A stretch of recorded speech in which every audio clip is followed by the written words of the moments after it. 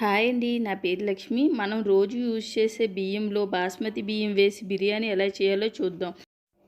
Normal rice గ్లాస్‌కి 2 గ్లాసుల water, basmati rice గ్లాస్‌కి గ్లాసున్నర వాటరు వేసి అరగంట నానబెట్టుకోవాలి. స్టవ్ వెలిగించుకొని వెడల్పాటి గిన్నె పెట్టుకుని 4 స్పూన్ల ఆయిలు, 1 స్పూన్ నెయ్యి వేసుకుని, బిర్యానీ స్పైసెస్ వేసుకుని, 2 పచ్చిమిర్చి, ఒక మీడియం సైజు ఉల్లిపాయ సన్నగా కట్ చేసేసుకుని, ఒక టమాటా కూడా వేసుకుని, అల్లం వెల్లుల్లిపాయ పేస్టు, అర స్పూన్ పసుపు వేసుకుని, ఇవన్నీ వేగినాక ముందుగా నానబెట్టిన వాటిలో వాటర్ వేసేసి సరిపడా సాల్ట్, చిన్న టీ స్పూన్ గరం మసాలా, కొత్తిమీర వేసుకుని ఇలా మరిగినాక ముందుగా నార్మల్ రైస్ వేసుకుని ఒకసారి కలుపుకోండి. సగం ఉడికినాక బాస్మతి బియ్యం కూడా వేసుకుని ఒకసారి కలుపుకుని మూత పెట్టుకుని మీడియం మంటలో ఉడికించుకోండి.